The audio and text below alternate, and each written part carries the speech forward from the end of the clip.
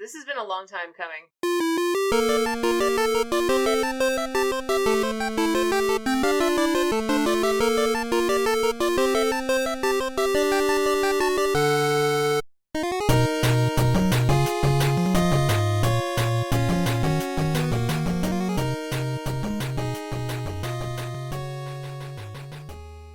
Hello and welcome to Madoka Magicast, the podcast devoted to the dark magical girl anime Puella Magi Madoka Magica.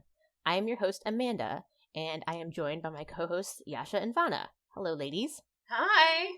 They are the owners of the biggest revolutionary Girl Utena website, Empty Movement. And I am a person who likes Sailor Moon a whole lot and watched Madoka Magica and had some opinions on it. And started a podcast. This is the show where we started out with them having never seen it before, and we watched it, and it was real fun, and it was a big adventure. And then we watched the movies, and that was fun. And now we're reading the manga, and then we talk to guests also sometimes. Fun. Yeah, and we talk about what we love and don't love about the show and its spin-off stuff. And today's a special show. We were going to record another chapter, another episode about the different story manga, but that didn't quite pan out. Today is Mother's Day on the day we're recording this, so I didn't quite have time to prepare for it. So we had planned to record an episode today. So I pitched to our co-hosts here, why don't we do this episode instead? And they were like, I think we can do that. This is doable. Yes. So today, instead, we are going to talk about a frequent topic that comes up on this show. Yep. Not technically Madoka Magica related, but also, well, I mean, maybe it sort of is, because we talk about it so much in a way. So today we're going to talk about Revolutionary Girl Utena, which is an anime from 1998? 97. Did it run into 98? It did not, but the manga did. Okay. It actually ended on December 24th. Oh, yeah, wow. Christmas of 97. Eve. Oh, wow. Yeah, the last episode aired on Christmas That's why Eve. we always make so many jokes about Akio getting dumped on Christmas Eve. So, from 1997, it's an anime from 1997, and it's very good.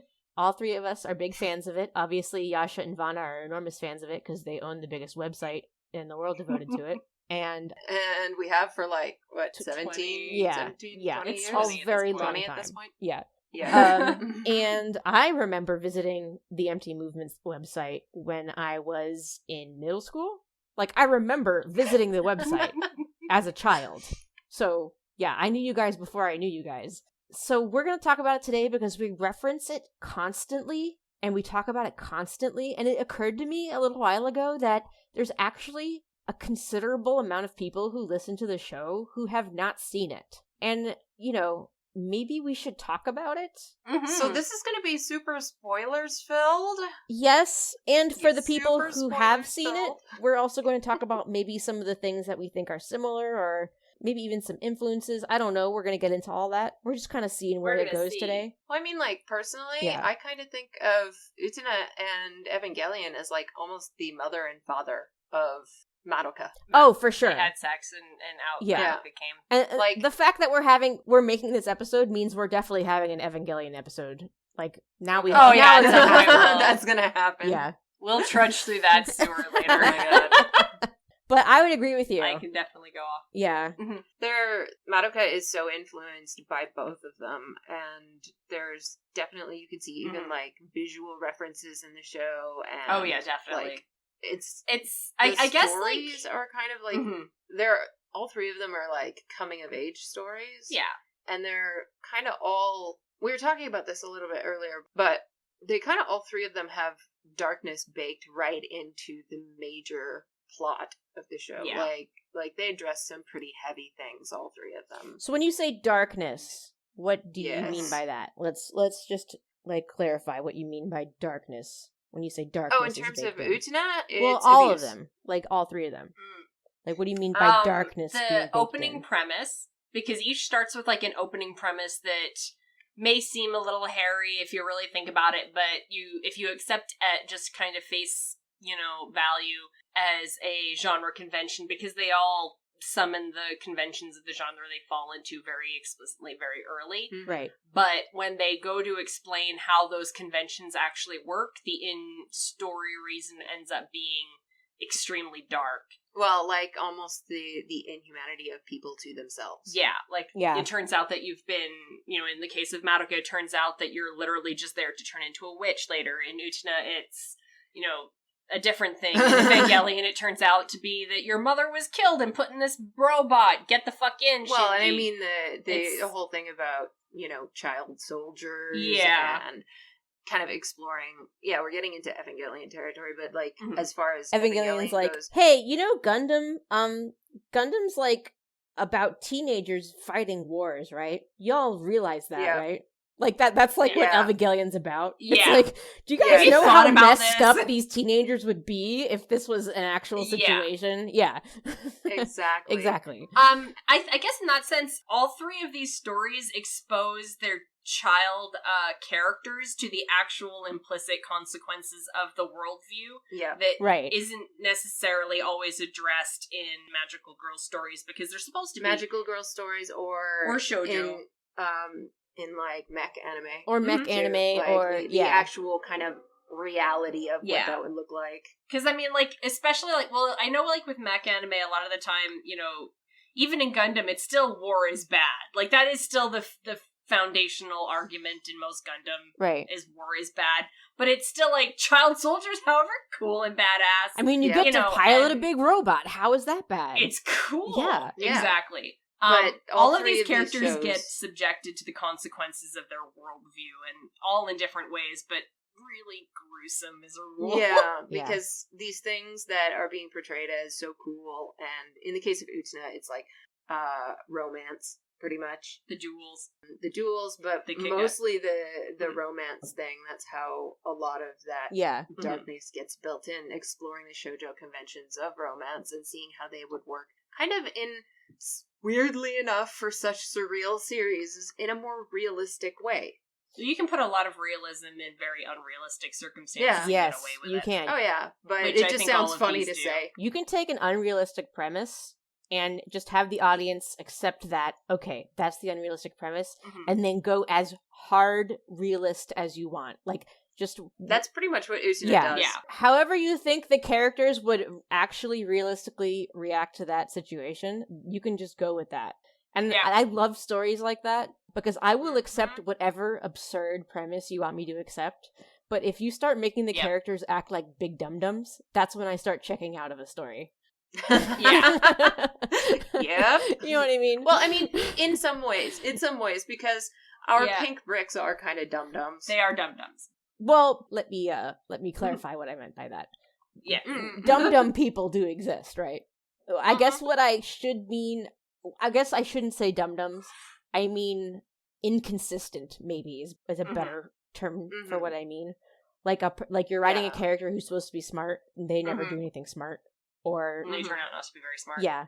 Or a character doesn't do something that doesn't require them to be smart, or they're never established as a stupid character, and they don't do something very obvious. That kind of bad writing. You know what I mean? Like bad writing. Yeah. That kind of dum-dum, characters doing dum-dum things. Yeah, that kind of stuff. That's what I mean. There is fortunately very little of that here. Yeah. I will. Yes. Yeah. Yes. Madoka, Utena, and Evangelion are all very intelligently written. Yes. Why don't you guys give us a little rundown of Utena for the folks listening who may not be familiar with it?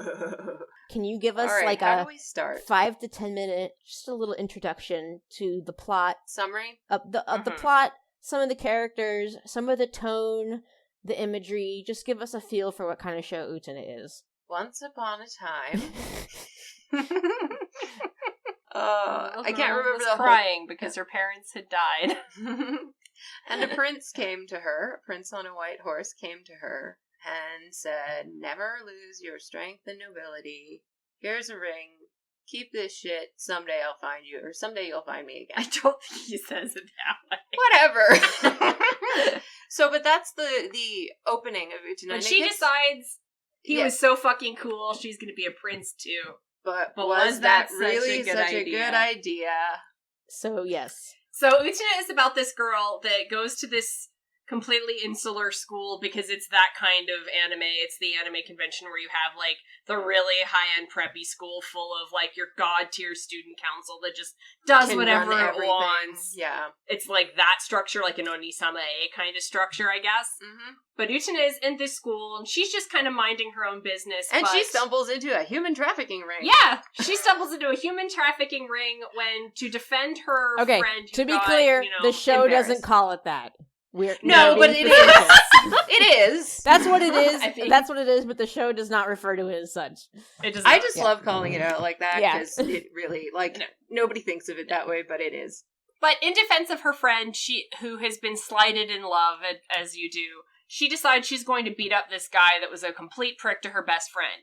She goes to challenge him to a duel, and he's like, a duel? Oh, you mean a capital D duel? I'll see you in the arena after school. And she's like, what the fuck? I thought we were just gonna fight in the back or something.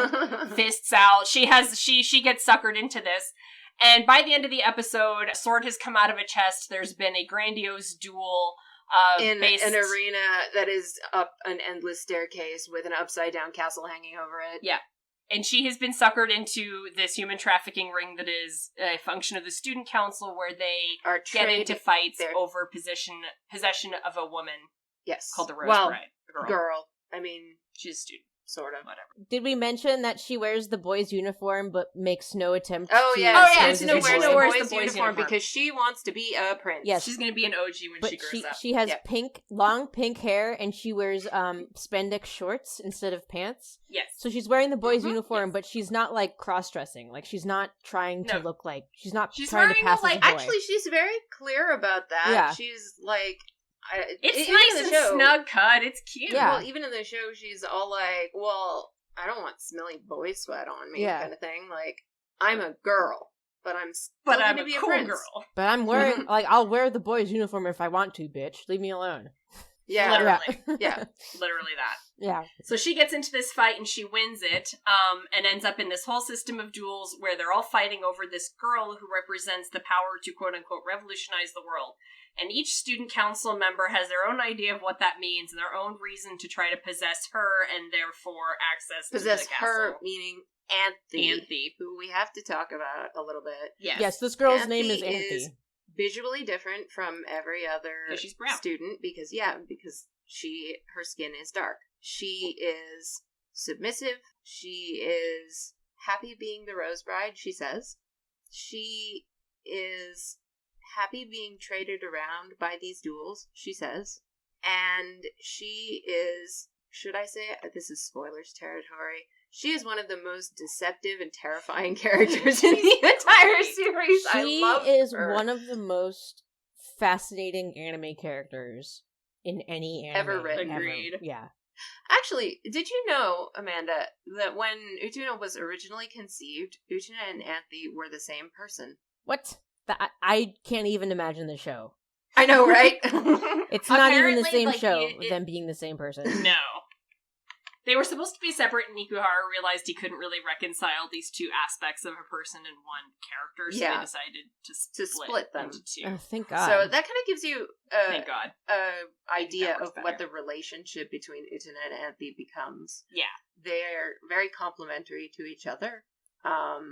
So Utena stumbles into possession of her. Yeah, I don't know if you mentioned or not, but whoever is the current champion of these duels is quote-unquote engaged to the Rose Bride, Anthe. Yes. And the person who is engaged to the Rose Bride has access to whatever her power is. So they all want to be... And it's implied access to whatever she has. So it's explicit text in the movie, but in the show it's implicit text. Implicitly, they are having sex access. with Anthe. Yeah, implicitly. If they want to. Yeah. Yeah. If they want to.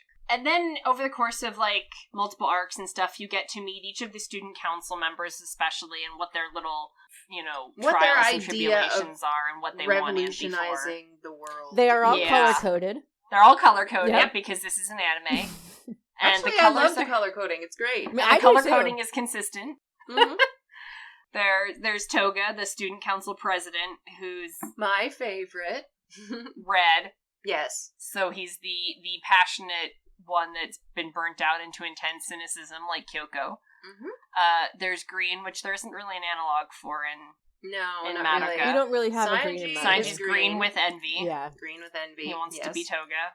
Juri is gay. Orange and gay. The orange, gay, lesbian, gay, with lesbian. The worst taste. Yeah, the worst taste in the world, but also toxic. She says it over and over again that she does not believe in miracles. Yeah, that's her thing, is she goes off about miracles. So but her idea of miracles is making her romantic feelings known to somebody that she's obsessing over. Like she keeps her picture in a locket. Yep. And stares at it. She's mega closeted about... She's super closeted. Yeah, Juri is super closeted. But she is gay. So Miki. like Sayaka. Then there's Miki. Yes. So there's Miki, and then there's Sayaka Miki in Madoka. I know! If you guys, listeners, that's like if you remember in reference. Some of the earliest episodes, we kept saying... You kept calling Sayaka Miki because of Miki and Utena.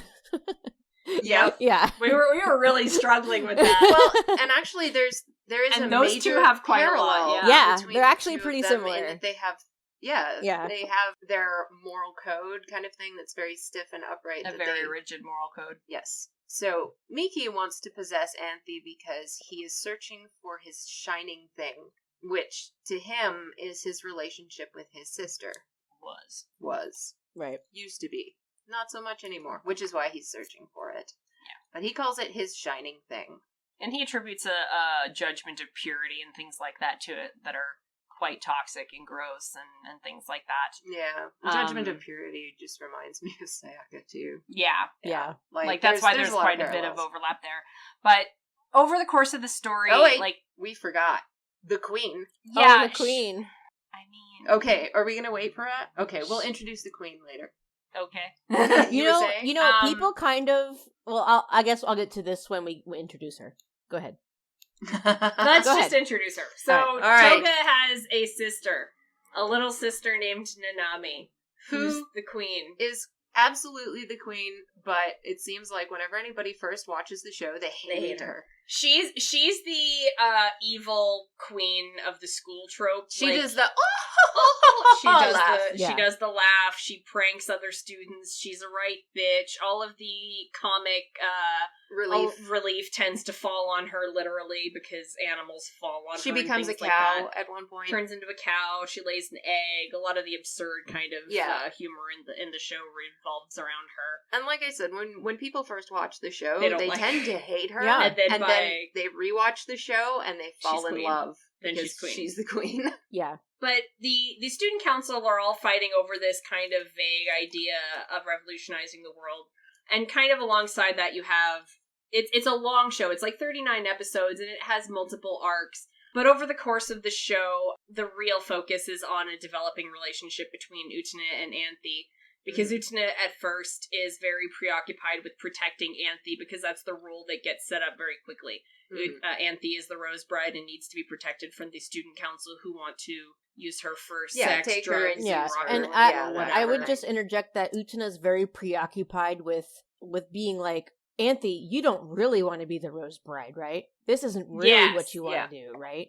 And she feels very convinced that Anthy must be being forced into doing what she's doing. Yes. And that she must just not feel free to be honest about the fact that she doesn't like it. So first arc, their relationship is Utena doing this protecting of Anthy and kind of telling her, you want friends, you don't want to be the Rose Bride. Yeah. You want trying to enforce a norm on her. Whereas Anthy, whenever she's asked, is saying, but I like being the Rose Bride. I don't like people. I don't like people. They scare me. I don't need friends. I have a friend, Choo Choo, who is this little rat thing. He's a monkey. He's a little mascot character. A mascot. Yeah. Choo Choo is my persona. Yeah. Yeah. I'll explain that later.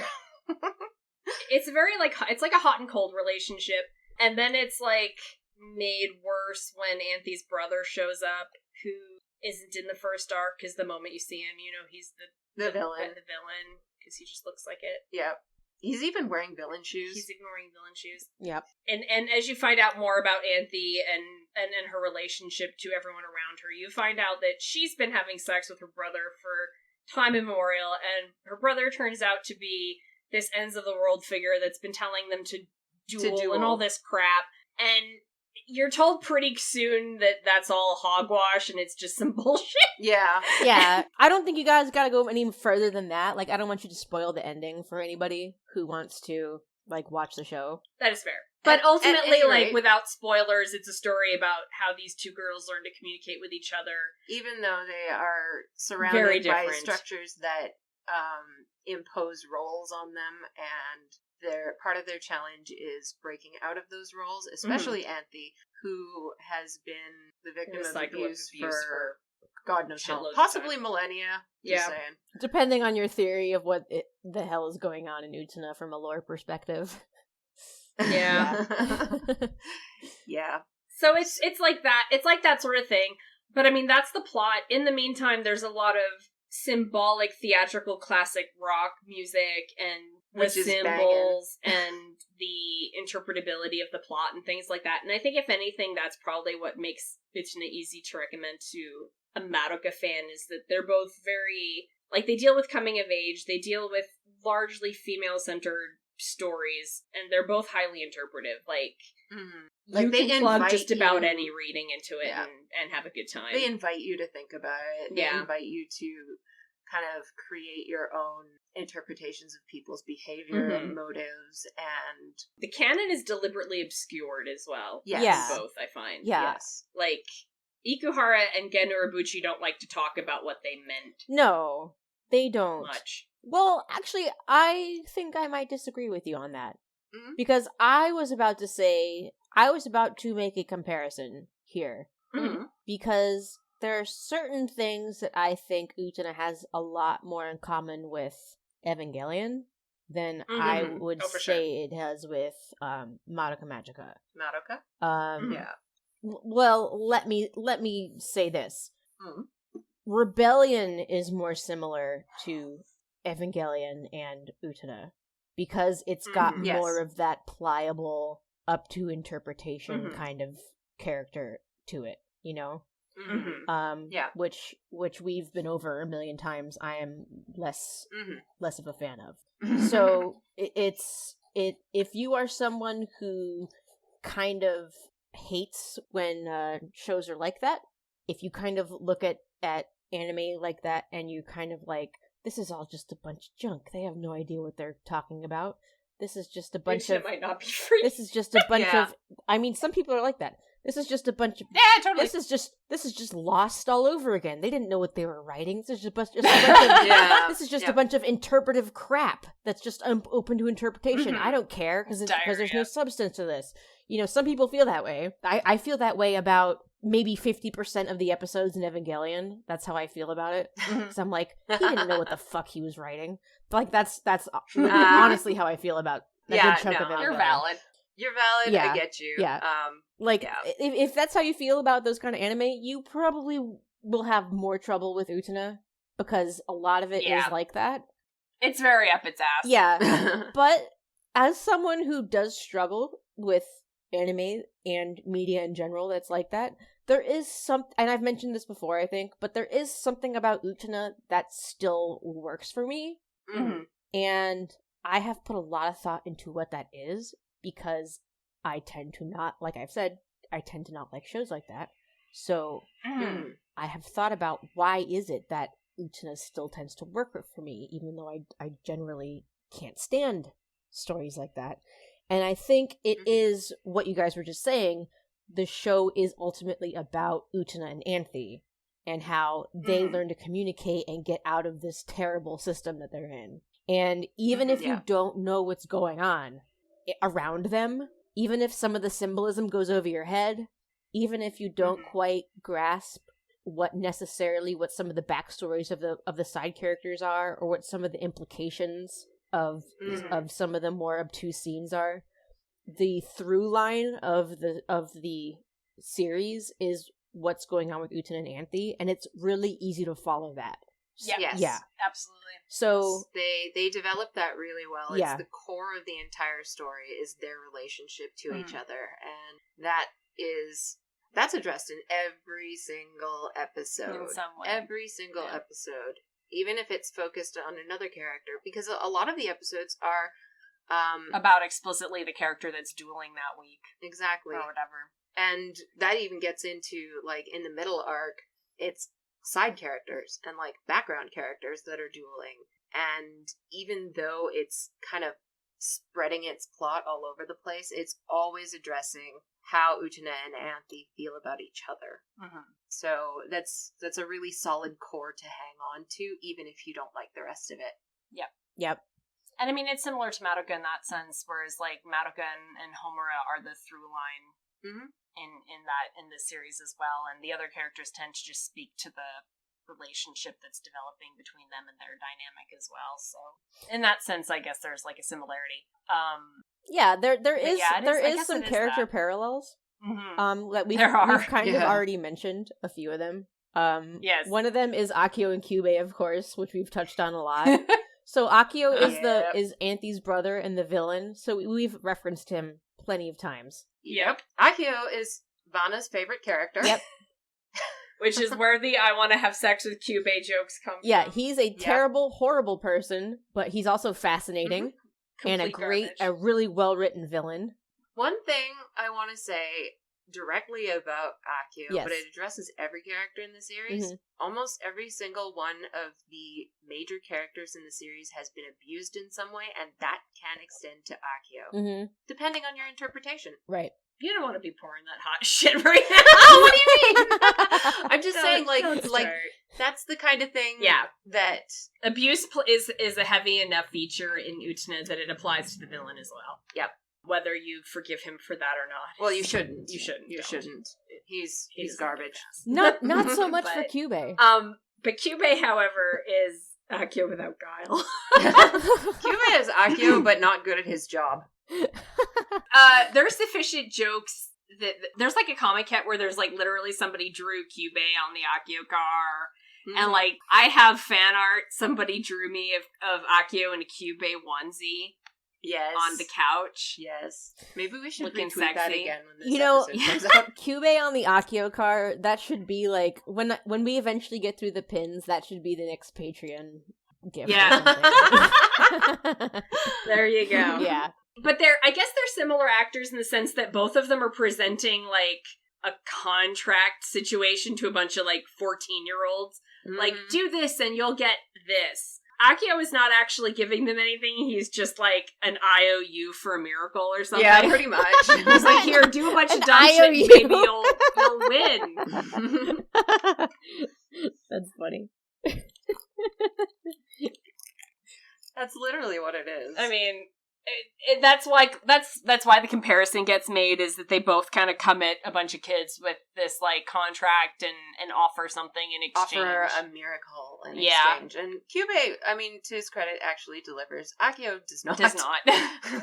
Akio is the difference, really. Akio's just scamming them. Yeah. It's the shittiest pyramid scheme. Yep. Kyubey actually delivers, but was it worth it? Is like... Yeah. Kyubey is selling you magic beans. He just doesn't give you the definition of magic. He doesn't tell you the accurate definition of magic. He's selling you beans. He's just not... He just doesn't give you an accurate definition of what magic means. Akio never gives you the beans. He promises you magic beans, and you never get any beans at all. So, are we still summarizing the series? Yeah, here? we were. You guys were mentioning that Utena and Madoka. You jumped to Akio and Kyubey. I was gonna go Utena and Madoka first. Yeah, that's okay. Well, I don't know. I think we should at least kind of address the ending if we can without spoilers. Sure, that's fine. Is that something we can do? If you guys think you can do it without spoilers, like, yeah. Villain gets fucked. Victory for abuse survivors. The end. But not exactly. I mean... This is how I would put it. Utena and Madoka have very similar trajectories in their endings. The ending of Utena is the culmination of everything that Utena and Anthe have done and been to each other. And in the end, it is still all about them. Yeah. It is still entirely their story. And even though there's a villain, he's not ultimately what they overcome. No, what they overcome is their own kind of, Anthe overcomes her abuse and Utena overcomes her imposition of her feelings on Anthe. Yeah. She learns to accept Anthe for what she is. Utena has been trying to help Anthe the whole series, and at the end, I think she finally learns to truly help her in a way that is selfless. Yes. And it isn't all about help herself. That's another parallel with Madoka, is that Utena really addresses the idea of selflessness. It's not something that they make super, super evident. Well, both of the characters spend the entire span of the story trying to figure out how to do the right thing. Yeah. And so I guess we should get into the comparison of the two of them now, because Madoka and Utena are both pink bricks, adorable pink bricks, and that we love. Yeah, they are pink bricks. Yes. But they both start out their series with this idea that they want to do something selfless. Madoka comes across as a lot less confident. There's that whole element of I'm useless and I just want to be valued as somebody. Utena has a little more self-confidence than that, but they still both want to be valuable and selfless and good people and do the right thing. Yeah, and they're working from different sets of information and different sets of resources as far as how to navigate that. Utena is, her parents are killed and she's flung into this hellscape school where fucking nobody has any idea how to be a decent human being. Yep. Madoka is given a bit more information. Her mother does help her reinforce positive outlooks and things like that. I actually really loved that, which I do Madoka. actually like. That was great, because you don't usually see parents. Usually it's the kind of parents thing where it's gone. they died in a car accident. Yeah. They're not showing up. They're somewhere across the country. They're what I mean. Yeah. So I mean, and that's a little bit different, but it's still the same. They spend this span of the show trying to figure out how to do the right thing, be it for Anthe or for a broader sense of just doing the right thing. Yeah, in Madoka's the entire case. world as a whole, yeah. pretty much. Both hinge on what would be interpreted as selfless acts at the end. Mm-hmm. And both of them, I would argue, lose something of themselves in the process. Mm-hmm. So both end up having kind of a bittersweet ending where you're like, okay, so Madoka did this selfless thing, or Utena did this selfless thing, and this good result happened, but also it's not an unambiguous good. Yeah. You can imagine an ending that would have been happier. Yeah. Yeah. And they both have that in common, and both of them really earn that bittersweet ending, though, because if you gave each of them an unambiguously happy ending, it wouldn't feel right. Because the trajectory in both series is toward a bittersweet ending. Yeah. You can feel in Madoka and I think that's what attracted me to it, and why it was better I saw it way later. Because I think if I had tried to see it right when it came out, this wouldn't have registered as clearly for me. But part of the reason I got really into Madoka right away was you felt that trajectory from the first scene, from the scene where you're watching them fight. You're watching Homura fight while Perk is knocked. This is going to be a rough ride, and the ending isn't going to be unreservedly happy. And I kind of like that, so I was there to see the journey. Yeah. And both of the shows have that very palpable sense of this is not going to be this is not going to end super great for everybody. Yeah, this is going to people suffer. There are major ramifications, and that's another. And this might distance it a bit from things like Sailor Moon. I really can't. You would be a better person to speak to that. Yeah. But a lot of the time, the traumatic events in Utena absolutely keep having expanding ramifications throughout the rest of the story. If a bad thing happens, it keeps growing. It keeps growing and festering and influencing the characters way up until the final events of the series. Whereas, from what I understand, Sailor Moon's more of a Star Trek situation, where it tends to try to reset, and something terrible that happened in episode 10 is not necessarily going to cause someone to have a massive breakdown in the middle of episode 100. Yes. Sailor Moon is for babies. Okay. It's for babies. Sailor Moon is intended for elementary school children. It is. Mm-hmm. Listen, y'all, my fellow Sailor Moon fans, it was intended to be it's intended to be family entertainment. Let's not kid ourselves as much as we love it. And there's nothing that being wrong said, with that. It's well done. There were a lot of adults who loved the show for being very good family entertainment. It did a lot of things in a really smart way. In the same way that Steven Universe kind of did. Not in a socially conscious way that Steven Universe is, but in a well-written, smart way that you didn't really see in children's media, like in that kind of way. Yeah. So, you know, it did some things that were unusual for its time, and it had a lot of older fans as a result. But at the end of the day, it's still meant to be family entertainment that can be enjoyed by small children, and especially have merchandise sold to small children. So at the end of the day... And that's an unavoidable thing with Utena too. Yeah. At the end of the day, it's still, like, you're gonna have scenes that are kind of intense for a little kid show, but you're not gonna be... They're not gonna be dealing with the trauma of those scenes a couple episodes later. Yeah. That's not... I want to build on that a little bit. Because Utena was written almost as an answer to Sailor Moon. It was written for people who had just finished watching Sailor Moon. Well, Sailor Moon finished in what, 96 or 97? Sailor Moon finished in 95. As I understand it, from the production 95? Of the show, from the production of Utena, Ikuhara went from one to the other, basically. He did. And what happened was Ikuhara wanted to tell a story for the people who had grown up with Sailor Moon. Yeah.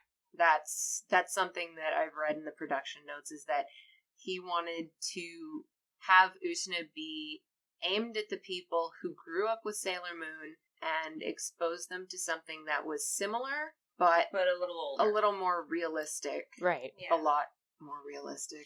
Yeah.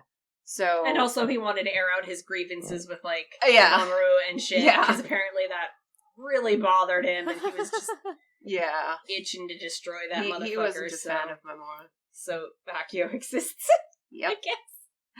But it is, Utena is a direct response to Sailor Moon, so you get to have, like, a lot of comparisons in that sense. And like, tropes from shoujo are things that are explored, and not just explored, but, like, expanded and kind of blown up.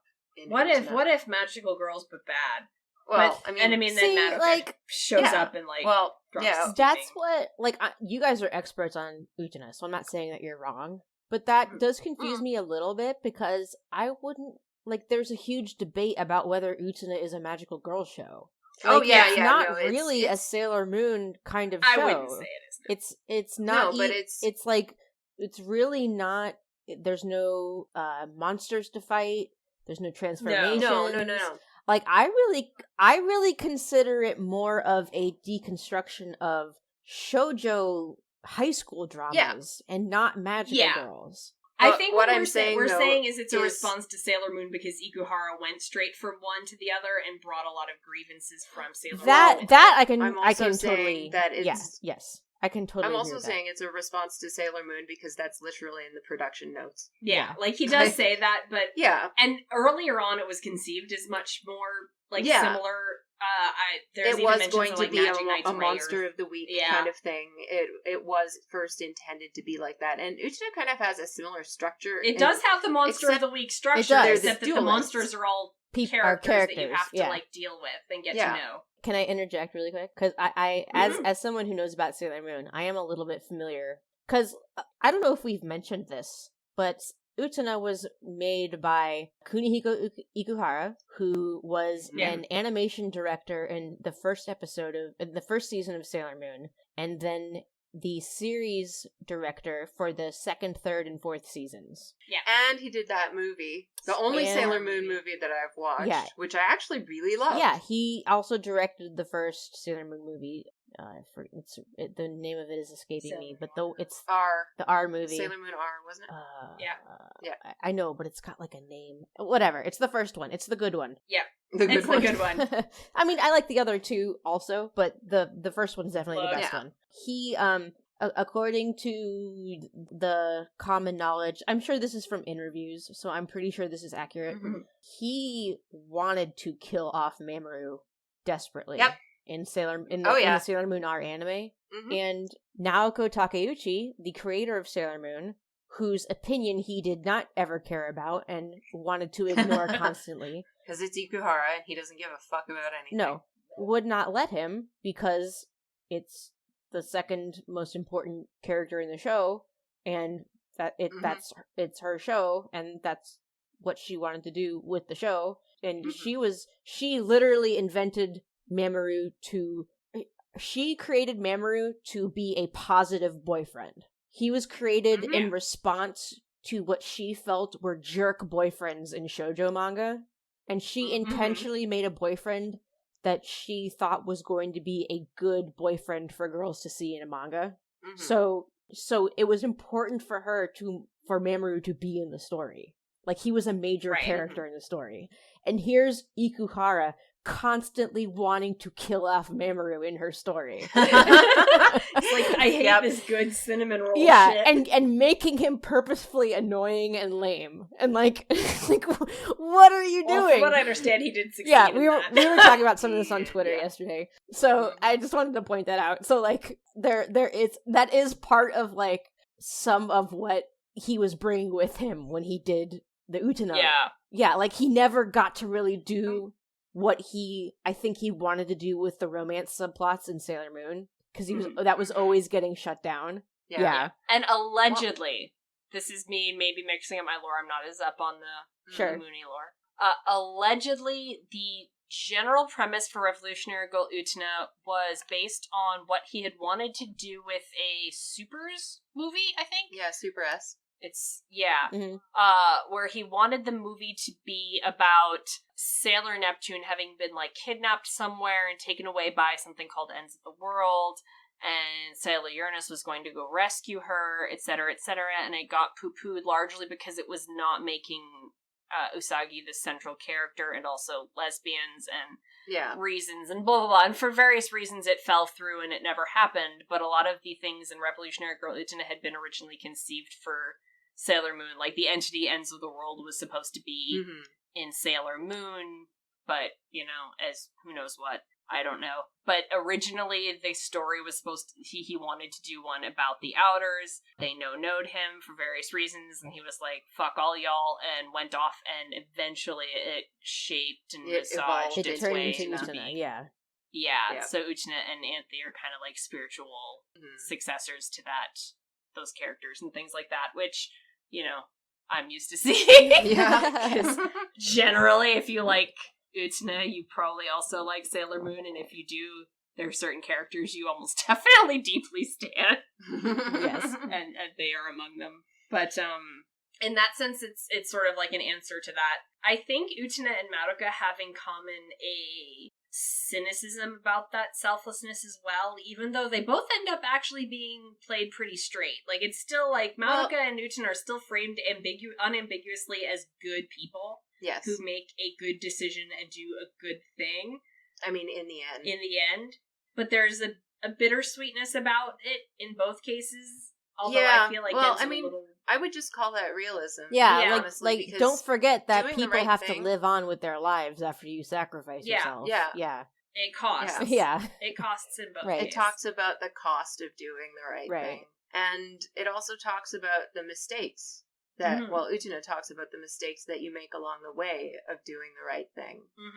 And how you can have it completely blow up in your face, which is where the Anthe and Homura comparison, I think, comes in pretty nicely, because Anthe's backstory, I don't really suppose this is spoilers, but let's leave it as honestly. I think it's kind of for key people to understanding why they're similar. Ultimately, Homura and Anthe both try to do something good, and they do it for the wrong reasons, and the wrong reasons blow up in their faces.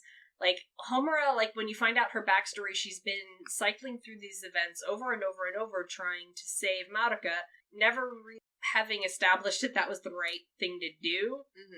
It's like the opposite of that Star Trek episode where it's like, what if we didn't kill Hitler? It's like, no, you have to let Hitler live. It's like, I hate that episode. Ugh, it's horrible. I can't say I've ever seen very much Star Trek. That sounds extremely weird. It's a lot. It is a lot. But Anthe and Homura both are kind of trapped by their own behavior. Like, they're both kind of stuck in this cycle that they can't get out of, and it's slowly twisting them. And they both have that, like, this is my axe to bear kind of, my cross to bear kind of thing going on. Yeah. Where it's like, no, you could just not. And there would be representations for it. I think being so vague about this is kind of going to hinder it. I think we should just talk about Anthe's backstory. Do you think that's okay, Amanda? I don't know. I just don't want to spoil it for anybody who hasn't seen it. I feel like we've kind of said enough. Yeah. Yeah. Okay. I honestly feel like that's been enough. Yeah. Yeah. So, okay. I mean, there's a lot of that sort of overlap, I guess. Yeah. And also purple. Yeah. Pink and purple and purple. Yep. Utena and Anthe are one of the original purples and pinks lesbian couples. They sure are. Along with Chibiusa and Hotaru from Sailor Moon. Yes. Yep. It's that good old dynamic. That good old pink and purple dynamic. Yeah. And also that whole, like, Homer and Anthe have that same, like, I know the world better than you energy while they just keep running into, like, mirrors and brick walls. It's like a cat running off into a cliffs. Yeah. Yeah. Like, Homer, oh, baby. Mm-hmm. Oh, honey. And, like, Anthe. Heavy. Yeah. So, if you have never seen Utena, I really think that you should check it out, especially if you enjoy what we do on this podcast. If you enjoy, like, over analyzing, nitpicking everything, completely deconstructing. Yeah. Do you want to hear us freeze frame and talk about a single frame for about 20 minutes? Yeah. If that's the kind of shit you like, you probably will like Revolutionary Girl Utena. There are roses. There are phoenixes. If you have seen Evangelion and you like Evangelion, I can basically guarantee to you that you will like Revolutionary Girl Utena. We should probably mention the repetition in Utena. Yeah, there's a lot of repetition. It's old. Yeah. It's an old anime. Yeah, it's an old anime. Yes. But you're going to see the same thing 40 times. It kind of, I don't know, to me it feels like it almost mirrors Homura's situation. Yeah. That's true, actually. Because Homura probably feels like she's in an Utena episode. Probably. Just because Utena was made on a shoestring budget. Like, it was basically like $20 in a pack of gum, make an anime. Yeah. So they reused a lot of footage. They reused a lot of scenes, and in one interview, Ikuhara said that he basically just embraced that repetition and kind of tried to use it as like a zen thing. Mm-hmm. Baked it into the show. Yeah. And it's about revolutions. Yeah. But I feel like that's kind of mirrored in Homura and how she's going through the same thing over and over. Right. Yeah. For 30 years or whatever. I think it's 8 years. Is it? Yeah. Amanda, it was 8 years, right? From what I remember, I think it comes out to her being in her early 30s at the time. Yeah. Yeah. Oh, okay. So I don't think it's like just a fuck off. I don't think it's 30 years, but it comes out to her being like an adult woman at the time. Like mentally, if you parse out the time that she spent, she would be the equivalent of an adult woman in real time. Yeah. Mm-hmm. Yeah. So there's that. Honestly, that's another parallel with Anthe. Yep. That is definitely another parallel with Anthe. They're both characters who look 14, but are much older. Yeah. And it just both explore, like, the repercussions of that. I will say, like, it should be noted that Utena is, if it's not already obvious from how we're talking around it, probably more trigger warning heavy than Madoka is. Yes. Yep. It is much more overtly sexual. I will definitely point that out. There's a lot more sex, a lot of it, all of it is abusive. Abuse is central to Utena, so nobody catches a healthy nut in that show. Yeah. If you're... well, no, one person does. Tokiko. That's oh god. That's not a healthy nut. Anyway, but that's as close as it's gonna get. But no, like abuse is central to Utena. Like the show is entirely about the ways that people abuse each other, and about the ways adults abuse children. And, and if you're sensitive to that, then be very, very careful. If you Google around, a couple people have written very exhaustive, like, episode by episode, trigger warnings for Utena, so by all means look that up. I would say it's a lot bigger, to chew on than something like Madoka in that sense. I mean, it kind of surpasses both Madoka and Evangelion in that sense, because the abuse is much, much more personal. Overt. It's very overt. But, I mean, you're still dealing with, like, themes about, like, how do children navigate a bizarre hellscape of an adult world that doesn't seem to make any sense to them, and judging by how Gen and Ikuhara depicted them doesn't make a lot of sense to the adults either in the end. Things like that. And there's more of that, like, abusive adult-children dynamic in Utena, but Madoka's got some of that as well. It's just that the representative adult in this situation is Kyubey. Yeah. Presenting them with, like, here's the means to be a good, fulfilled human adult person. And it's not. It's definitely not. It's how to be, a disaster and bully yourself out early and et cetera, et cetera. Guess what? Being an adult is shit. Yeah. And always was going to be. And in that, yep. That, I would say, Madoka has more in common with Evangelion. Yeah. Because Gen and Hideaki Anno definitely approached those two works with a much more... bleak outlook. Yeah. I want to say they were depressed when they made these shows, but they were probably depressed. Yeah. Yeah. Whereas Sailor Moon... I mean, Utena's strangely not made, I think, from that same place. But it is still made from a place of pretty rampant cynicism. Rampant cynicism, but also empowerment. Yeah. Actually. Because it's not so much about the abuse as how you get over the abuse. And how you grow past it. Yeah. So it's cynical, but in the end, it's empowering and trying to almost explain how you can be more than you are. Like, how you can be... how you can throw off, like, the shackles of that abuse. Break the shell. Smash the world's shell. That's right. We should probably... there's a couple of things we should probably talk about in regards to Utena.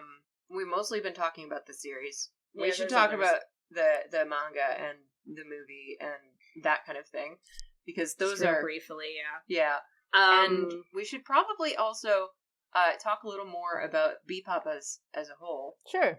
Yes, because we keep talking about Ikuhara, but there were a lot more people involved. Like, we say Ikuhara, but it's like, no, there's Chiyosaito. It's kind of like how Magia Quartet was actually, like, 4 people. It wasn't just Gen Urobuchi. Exactly. Yeah.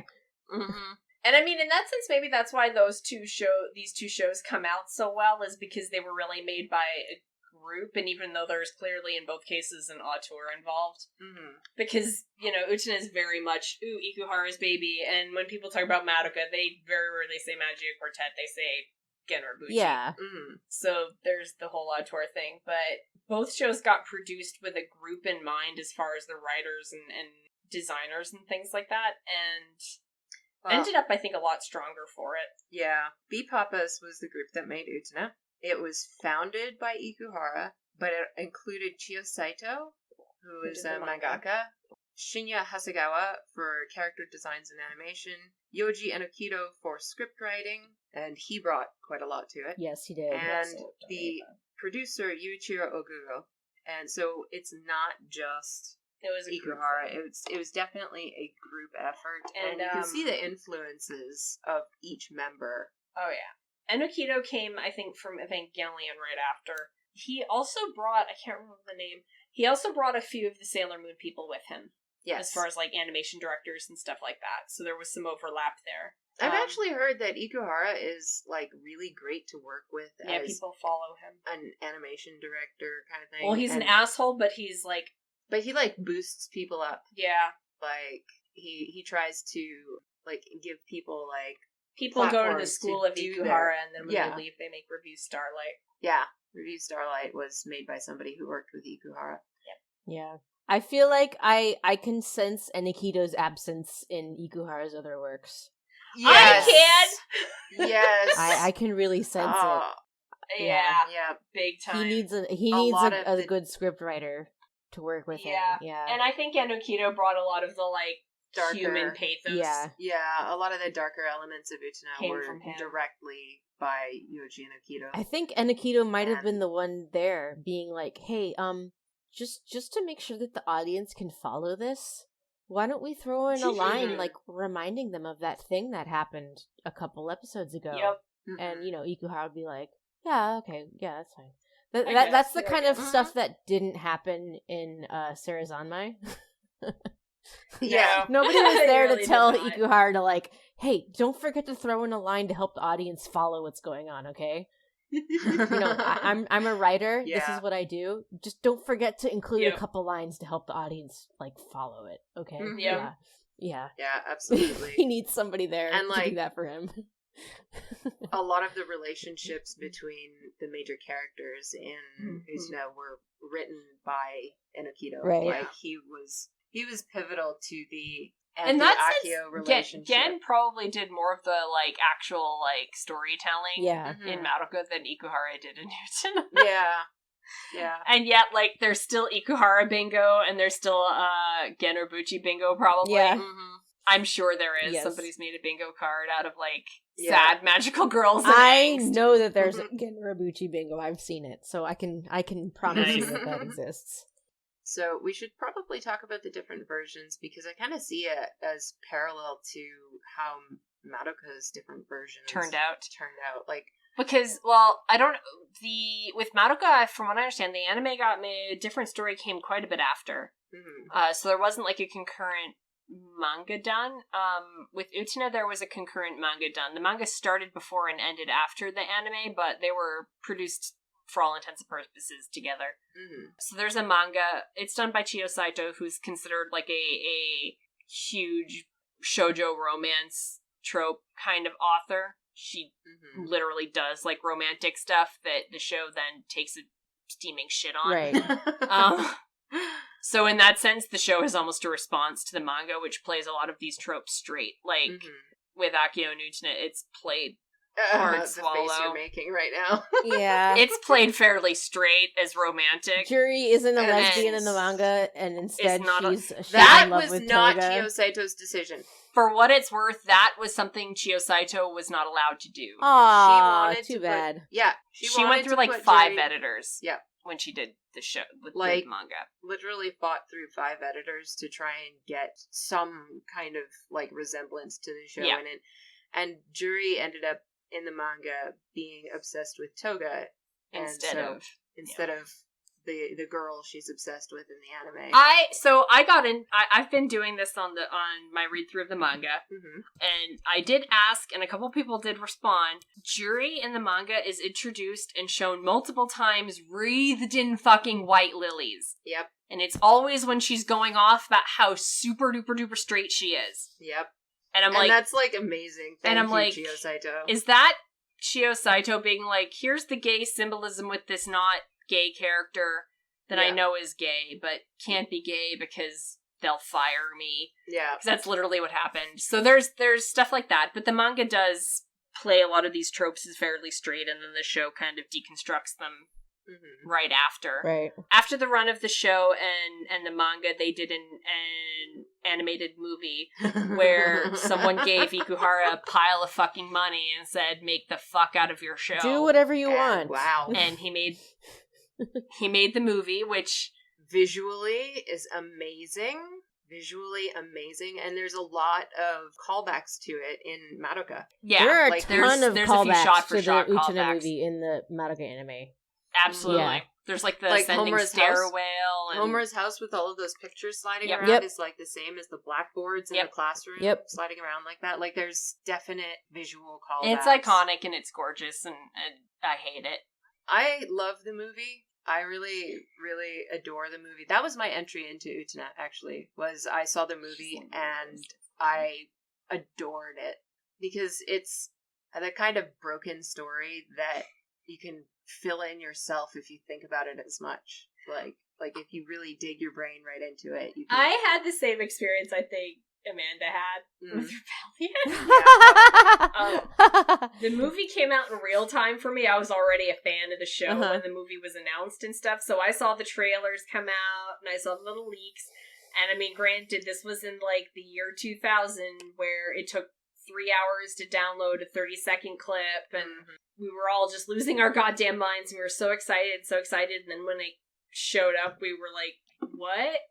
Yeah, which is kind of the reaction a lot of fans had to Rebellion. Yeah. Which I could, like, I can see why people would, like, what? Yeah. At Rebellion, if you went into Rebellion fresh out of the show and eager for more of the show and... Yeah. And then had a big dump taken on your face. So yeah, the fan reactions were very similar. Yeah. And both movies are very kind of controversial. Yeah. I ended up liking Rebellion and not liking the Utena movie, but the Utena movie is great. The Utena movie, if nothing else, very importantly, makes the lesbian subtext explicit. Yeah. Like, there's not, oh, it's a television show for kids, so you have to kind of put some dressing around that. No, they're literally naked, necking, and a lot of the other it goes all out. A lot of the other more subtle extreme stuff in the show is also included. There's some more extreme instances of abuse and violence and other stuff like that. That is much more, that is either included or either made more explicit or just actually included from the beginning, that it was just excluded entirely from the show. Yeah. Mm-hmm. Yeah. Which, I mean, and that, like, thankfully, the each of the iterations of Utena are explicitly an AU.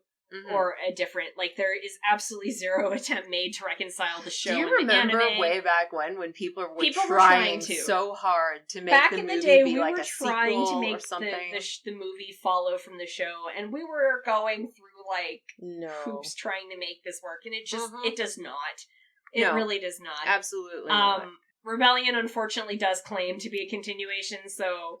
That one we got stuck with, but I'm quite content to read of it. That's why I'm okay with the Utena movie, because it is, like, optional. Its own thing. It's its own thing. Yeah. The Rebellion movie is like this can never be undone. We can't go back from this now. This is no, the Utena movie doesn't do anything I can't walk back from. Yeah. Which Vanna is very thankful for. Which I'm very thankful for. But we're not going to get into that. But yeah, there's like a whole body of things, just like with Madoka. Madoka, I think approaches its kind of ancillary content much more as expansion of the world. Yeah. In the same way like Evangelion often does, where it's like, here's more detail of the world, and here's more information that's occurring in world and consistent with the rest of the events of the story, etc., whereas Utena never actually tries to do that at all. Yeah. Every single, there's novels, there's games, there's all of them exist in a bubble that don't necessarily follow the at all. The streams never cross. The streams never cross. Yeah. Whereas Madoka, I think, is trying to be a little bit more Evangelion-y that way, where it wants to have this like expanded universe of explanations, but the more you critically analyze the pretense of the world, the harder it is to hold it up. Yeah. It's like, I wish they wouldn't do that. I kind of feel like I just can't get out of the Utena mindset where they're all separate. All of the ancillary content Nothing matters. The Madoka series is just, that's AUs. All of it. Yeah. All of it.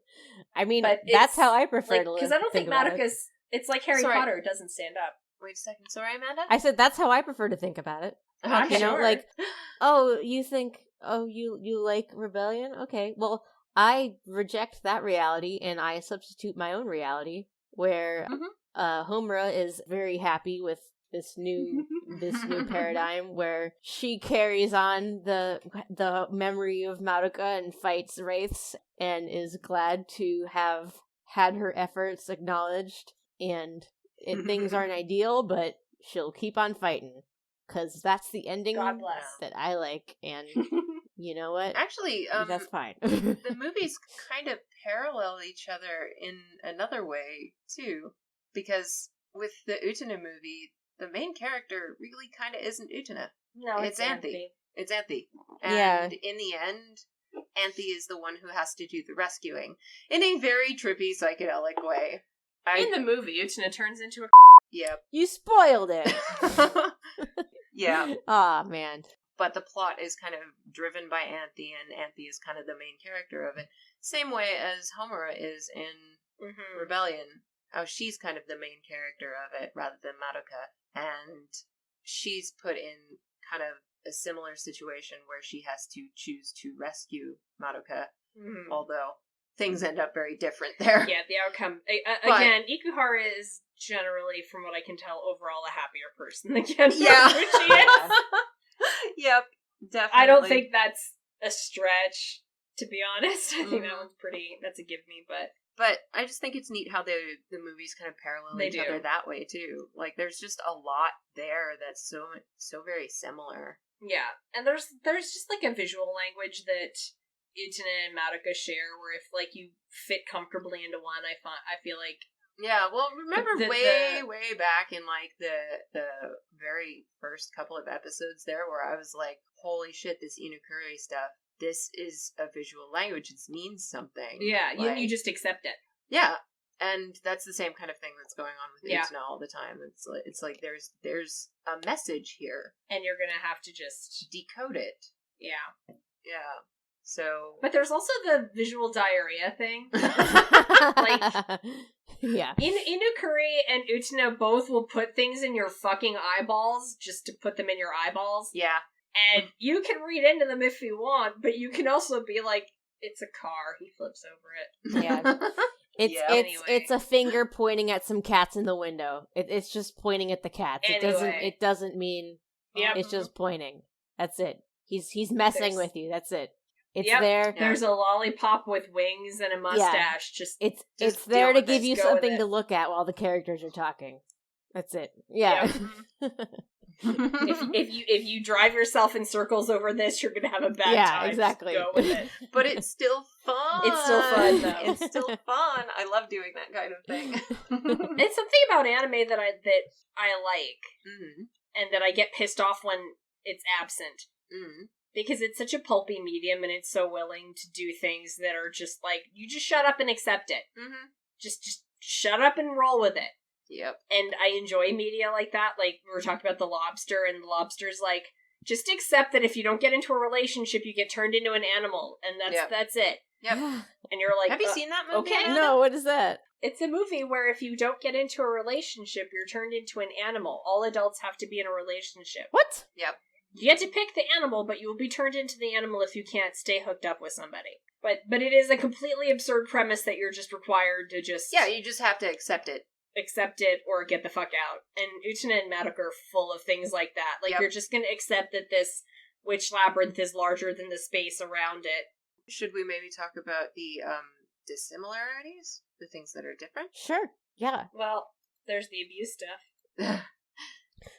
Yeah. I mean, actually, no, because that is implicit text in Madoka. Like, a lot of Kyubei's behavior is very creepy, abusey. It's just not, like, sexual abusey.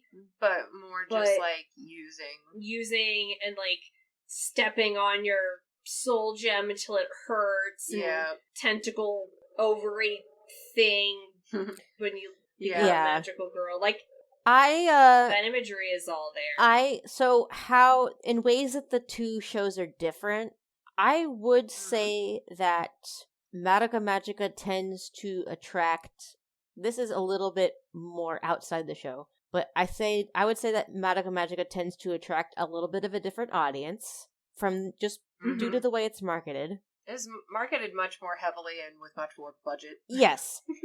Utena definitely is more of a show, like you guys said, intended for, I guess, more of a female audience. And at this point, it's a queer show. Yeah. Yeah. A lot of people that come into Utena at this point, 20 years out, are showing up for the queer content. Which is kind of strange because none of the queer content is explicit. Yeah, so it's kind of strange, but welcome.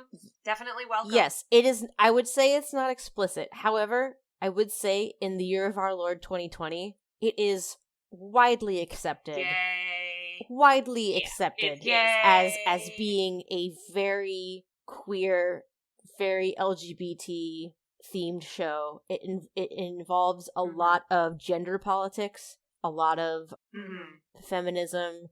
It involves a lot of looking at toxic masculinity, looking at gender essentialism, gender performance, sexuality in general, sexual assault against both genders. It's not, I say the word feminist, and I guess some people who listen to the show might like raise an eyebrow at that and wonder exactly what I mean by that. But it's really kind of an all-inclusive look at gender overall, like both sexes, and just abuse in general. Like it's a very all-encompassing show. It's got 39 episodes, so it has a lot of time to look at a lot of different facets of the kind of stuff, you know? Mm-hmm. Whereas Madoka, the abuse is very much focused on Cuba and how he's using the girls. Yes. It doesn't roam around and explore as much as Utena does. It's a plot contrivance, I think, and most of the journey is outside of that aspect of it. Mm-hmm. And I wouldn't say that Madoka is explicitly a queer show. It's queer implicit readings. Yeah. Certainly. Queer readings, There's for some sure. implicit stuff going on there. Mm-hmm. But if you're a babby lesbian looking for things that are new and exciting for you, Madoka's probably not going to be near the top of my list of things to check out, although you will eventually get there probably. Yeah. Because it does have some subtext there, but it's not necessary text, and I don't recall it ever being canonized, really. You remember that saying we had on the forum? The subtext is always butt sex. It's always butt sex. What, in Utena? That's Utena. Yeah. Somebody, I think I've mentioned this before, but somebody once told me that in Ikuhara shows, anything that if you're looking at something that reminds you of childhood, it actually represents sex. And if you're looking at something that's sexual, it's actually meant to represent childhood. Oh my god, that's so deep. That makes it sound so creepy. That makes it sound so creepy. Tracks. Yikes. Yeah, I know, but... God damn it, Ikuhara. Yeah, I mean, I would say Madoka is definitely more about... Madoka is more of a tightly written story about this scheme of Kyubei's unraveling before the audience's eyes. Mm-hmm. And to the extent that it explores, like, themes of abuse and stuff like that, it has more to do with, I think, trauma and repetitive trauma and that kind of thing. Mm-hmm. Yeah. And, you know, I think it has more to do with, to a certain extent, I guess you could say the cycle of abuse, sort of, with what the magical girls have to go through. Yeah. I wouldn't say it goes into it as deeply as Utena does, probably simply because it just doesn't, it's not very as long. There's just not as much room. Yeah. And it has more of a really concise story, and which is something we've talked about before. Utena has a lot more runtime to meander and explore, and really. Utena takes 12 episodes just to start getting on its feet, whereas Madoka is like done by then. Yeah, it's tightly on its feet pretty much to end, the game. Bang. Yeah, It's in that sense they're very, very different as far as like the sense of time they take and their form. Yeah, I do want to say though, they also both of them. This is another similarity, but they also both of them kind of. Well, Utena definitely, but Madoka implicitly addresses feminism. Yeah, absolutely, and, especially with how Kyubei is like consistently making contracts with girls. And then Kyubei is a big walking room making contracts with girls to start using their womb. But using girls to motivate the development of the world. Yeah, and then insisting that he's not done anything wrong and that he's treating them fairly. And that if anything bad happens, it's, like, their fault for not asking the right questions, and that it's, like... Yes. Yeah. Victim blaming. Like, I'm actually treating you with total equality, and it's actually your fault for... Yeah, you didn't ask the right questions. Like, that's kind of, that kind of stuff, it's like, I don't know, it just feels, like, familiar. I mean, it's the exertion of power by somebody who has it over somebody who doesn't. I thought you wanted to be treated like equals. That kind of logic, Akio and Kyubei are both symbols of a system that will punish you for asking the wrong questions, because it did say, you can ask me anything. Yeah. Oh, you didn't ask the right question. Looks like you're getting bit in the ass by it now. And I mean, they're both coming of age shows, so they both have that theme of, like, young people trying to navigate a big, scary adult world on very little useful information, and in both cases you have an entity that represents all the useful information that is not being provided. Yeah. Yes. and then is just like, well, you didn't ask me what the soul gems do. Yeah. And it's like, wow, fuck throw me you, a asshole. fucking bone, asshole. Yeah. And in both cases, you have that implicit, like, if you were given all this information right from the get-go, you wouldn't have signed up to be part of this system. And, I mean, both are being metaphors for, like, the larger world in that sense. So it's that, like, idea that, like, you know, if all the cards are put out on the table for every 14-year-old ever, most of them would just be like, fuck off with that. Because all of the decisions get made based on, like, Kyubey not giving them enough information for them to actually make the decision of whether they wanted to be a magical girl. They don't get told what the soul gems do. They don't get told that the soul gem is now them and that they will die if it's distanced from their body. Yeah. Like, things that you would think are very vital information, but are asterisks that would make you more critical of the contract if you saw them. And in Utena, it's Akio does all the same things. He doesn't say what the power to revolutionize the world is because he doesn't say what you're going to have to do. It doesn't say what it requires. No. Yeah. And I mean, in that sense, I guess when you're 14, adulthood looks like that. Like, it looks like this big, promising entity where you might be able to get whatever you want, but nobody's telling you how to get any of it. Yeah. There's always someone that's going to show up being... It's college. Yes. It's adults telling you that you have to go to college. And then you get to college. They show up and they're like, you have to do this. Yeah, and you're like, okay, here I am. And then you don't know what to major in. And then you graduate. And they take all your money. They take all your money. And then you graduate and you're like, okay, I need a job now. And then you're like, hold on a second. Well, you didn't ask about that. I thought the deal was that when I went to college, I'd get a job afterwards. And I grew up, everybody was telling me it didn't matter what I majored in, because going to college guaranteed that you'd get a good job, and it didn't really matter what you graduated in. Was that all bullshit this whole time? Yes. It was all bullshit. It was. We are adults looking back on this and going, holy shit. I know. We got fucked. God damn it. I didn't even get a wish or cool outfit. I know, and me neither. This is bullshit. I don't see any swords around here.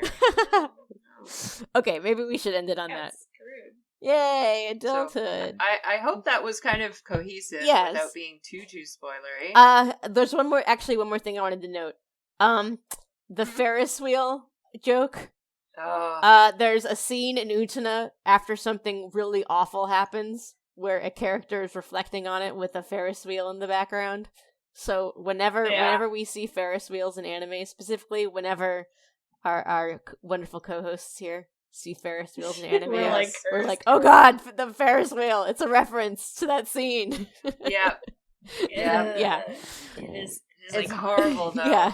It's horrible. Like, they're traumatized by that damn Ferris wheel. Actually, what we should say, so I'm guessing, like, part of this has been kind of like a salute to people who might be Utena curious. Yeah.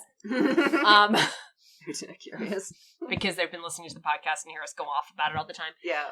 If you're interested in watching Revolutionary Girl Utena, in, I think, most countries, it is absolutely free on YouTube through Nozomi. They have the dub and sub both uploaded. Yes. So you can just watch. I think it's also now on Funimation. Uh-huh. But it's their, like, purchased, like, it has to be their nice version or whatever, so you can see it that way. The Blu-rays are beautiful and amazing, and we actually got to, like, do some editing work on the scripts for them. We stand Nozomi forever. They've been so good to us. So there's, like, plenty of great legal, sometimes fucking free ways to watch the show. Yeah. Yes. So if you're curious, then, what is it? Nozomiant? On YouTube? On YouTube. Yeah. It is really cool that you can watch the whole thing on YouTube for free. It's wild, I just want to thank Nozomi again. Every time they come up, I'm just like, I'm so grateful. We've had a lot of luck with the IP, so. Not just luck, they reached out to us, like, back in the 10th anniversary. They had somebody come into our forums, ask us what we wanted to have as extras and stuff. And we got direct input into the scripts. We got direct input into the extras. And they've just been absolutely magical to us. So yeah, the fan engagement's awesome. Every IP that's as good as Utena should get that kind of treatment. Yeah, I don't absolutely. think they necessarily do. No. Hey, Viz. Hey, Viz. I wasn't gonna say it. Take some notes here for Sailor Moon, please. Take some notes. Call me whenever you want some advice on translation and stuff for Sailor Moon. I'm available. So just let me know. I'm around. I guess that means you should give your contact info then. Yes! If you would like to support the show on Patreon, it's at patreon.com/Madoka Magicast. If you would like to follow the show on social media, you can do so on Twitter at Madoka Magicast and on Tumblr and Pillow Fort at Madoka Magicast. If you would like to follow us, your wonderful hosts, on social media, you can follow me on Twitter at Lambda Power. That's lambda like the Greek letter and then power. Or I have a little side account for my artwork, which is Odd Lasdo. And how about you, ladies? If you want to dig into the 20 years of history on Utena, including essays, an entire gallery of every single picture from Utena we have ever come across. We've got a lot of shit. Yeah. All of the information about the music, lyric translations, some fan works and things like that. We even have a little shop with Utena-inspired designs called morphology.otori.nu. But yeah, our site is ohtori.nu. And if you dig around on there, you will be thoroughly spoiled. So yeah, don't unless you want to be spoiled. Watch the show first. Yeah. You know, we're all stuck at home. We got nothing to do. You can binge the show in a week. It's doable. Perfect time to watch Utena. Seriously. If you want to find us on Twitter, we are at OHTORI_NU. And just because this is the Utena episode, our Patreon is patreon.com/empty_movement. If you would like to support our efforts to preserve just about everything Utena related possible. Oh, and one more thing. Our producer, Panda, has a Utena podcast called Imagine Me in Utena. Yes. So, it's a great podcast. Vanna and I have guested on that fairly often. I have also been a guest on that podcast. Yeah. So we have all been in that. Yeah, you guys can also go and check that out. Go watch Utena, and then if you want more Utena, you can go check out that podcast. It's super awesome. Yeah. It's really interesting. Panda and Alice did a blind watch for Alice. Alice didn't know what was coming. And they started from episode 1, went all the way to episode 39. I think we got 4 episodes on just empty movement and the history behind it and what we do. Well, you guys talked for 6 hours. About that. There are character episodes specifically analyzing each character. Yep. Well, not each character, but everything. The main cast in Utena. There are theme episodes. Imagine Me in Utena is definitely your avenue towards more Utena talk and more Utena theories. And one last thing, Vanna and I do have a Discord and a little community of Utena fans who are constantly talking about Utena. All day. Yes. So, should you want to be invited, just send us a message or DM us on Twitter or email us. Our emails are all over the site. Or just contact us in any way and we'll invite you to our Discord. Yes. By the way, this show also has a Discord. Yes. So that is, there is a permanent Discord link. You can email us too, or send us a message on Twitter, and I will send it to you. It's kind of hard to plug it, on the podcast. I know, because it's hard to say a URL. Yeah. So, it's out there. It's posted. Go find it or ask for it, and we'll send it to you. Yeah, and come join us and talk about Madoka. Yeah. And I guess that's pretty much it. So. Oh, I should say, Choo Choo is my persona because of that one scene where he farts in his sleeping bag and breathes it in and dies. That's pretty great. Actually, that's pretty great. It's a deep show for deep people. That's me. Yeah, I love him. He's kind of great. He's horrible, but great. He's not horrible. He's great. There's nothing horrible about him. He's awesome. Anyway, thanks for listening, everyone, and we hope that you join us next time. Yes. All right. Bye. Bye.